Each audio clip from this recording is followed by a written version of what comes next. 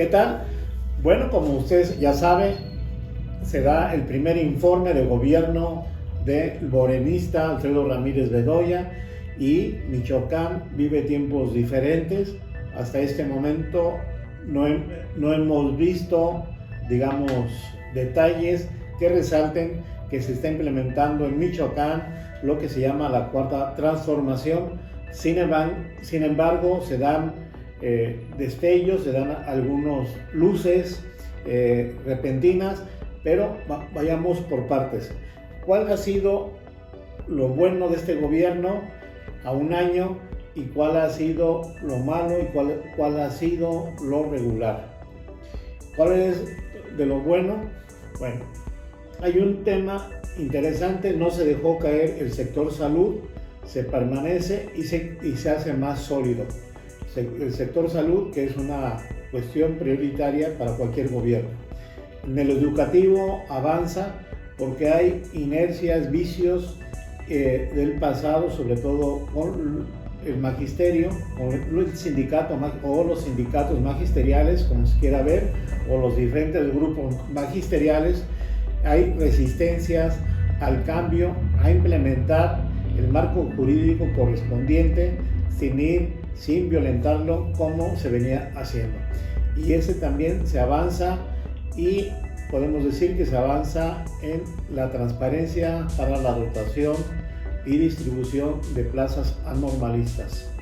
También se avanza muy lento en el tema de la tarjetización, es decir, que los maestros cobren por tarjeta bancaria.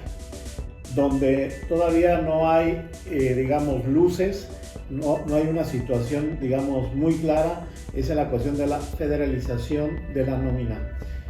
Como se sabe, hubo compromiso del gobierno de México de, digamos, de pagar la nómina magisterial. No ha sido así, ahorita están una parte gobierno federal y otra parte gobierno Michoacán. Ese sería un pendiente que está ahí, pero evidentemente es una decisión del gobierno federal, pero en base a los requisitos que tiene que llenar el gobierno de Michoacán, y esto van muy lentos.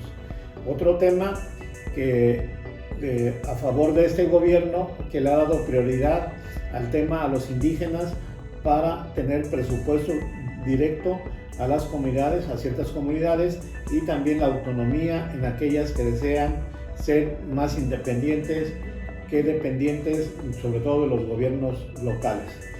Es eso. Pero un tema que llama la atención y es el tema de la seguridad, que empezó muy trastabillante, muy atrabancado y que se ha ido recomponiendo, y bueno, un gran adelanto, pese a todo lo que se diga, es el retiro de los retenes en donde se apostaban civiles armados de manera ilegal. Se hablaba cerca de más de 100 retenes de ese tipo. Dicen que ya nomás quedan los que están en Aquila, en la zona indígena, Nahua, en la costa michoacana, y que el avance es del 95%.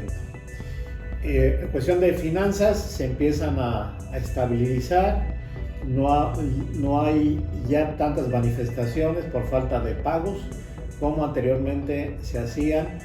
Veremos si se continúa o no.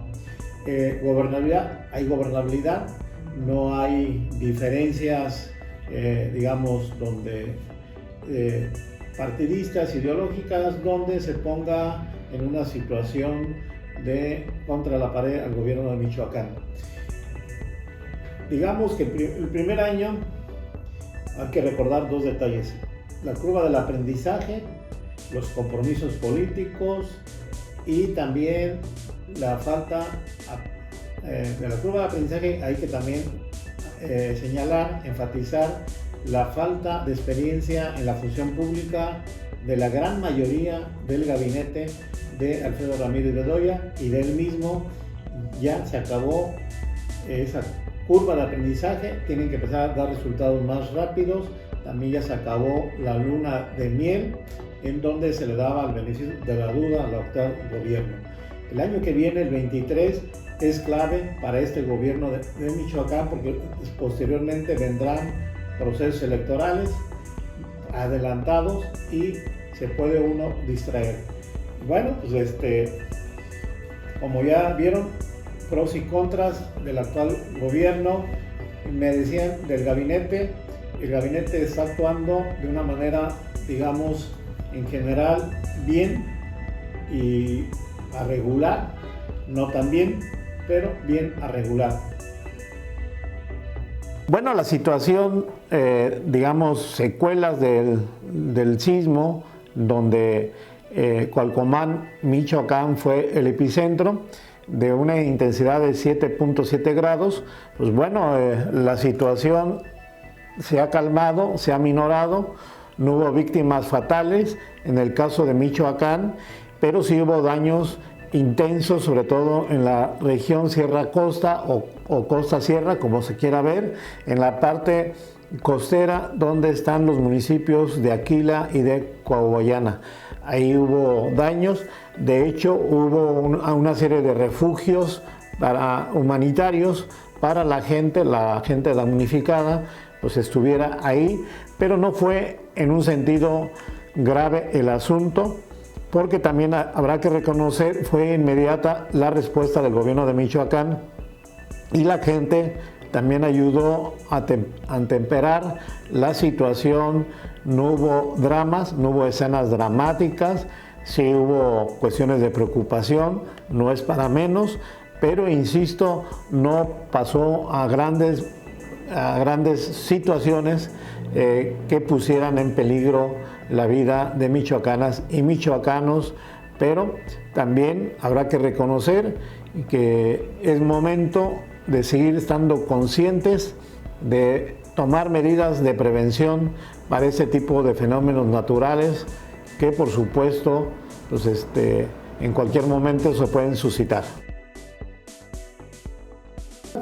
Bueno, en esta ocasión hablaremos de un tema de carácter político que tiene que ver con cómo la oposición no es oposición, en este caso al gobierno de Michoacán, que está conformado por morenistas del partido político Morena, y bueno, pues establecer que esa oposición está endeble, y también habrá que entender que si bien Morena no arrasó en las elecciones locales como se preveía, tampoco es una perita en dulce, pero la oposición sí quedó maltrecha, quedó deteriorada, con problemas internos.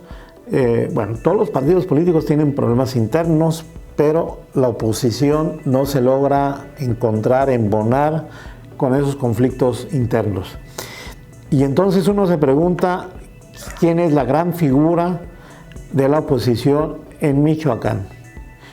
Y solamente podemos hablar de figuras políticas, pero muchas de ellas no están aquí. Podemos hablar de un Marco Cortés, que es michoacano, pero como usted sabe, dirige el PAN nacional. Y bueno, podemos hablar de 2 o 3 figuras más, pero en el caso de Michoacán, la única figura de oposición vigente es alcalde y es de Morelia. Estamos hablando de Alfonso Martínez Alcázar, que como sabe, tiene su segundo periodo como presidente municipal de la capital michoacana. Él ha sido diputado federal, diputado local y aspira a ser gobernador en el estado, y bueno, pues establecer que él, pese a ser la figura más relevante de la oposición, tiene que ser cauteloso, tiene que ser institucional, precisamente por el cargo que ostenta la alcaldía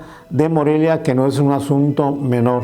Él no puede, no debe estar atacando, estar agrediendo a los opositores, en este caso a Morena, porque se distraería en un tema que no es relevante en estos momentos, sino es gobernar bien de Morelia, que dé resultados, porque eso lo va a enaltecer, lo va a engrandecer. Ya tendrá su momento para ser un opositor, pero yo no veo otro tipo de figuras que podamos decir que estén incidiendo en la agenda de Michoacán. no hay grandes figuras.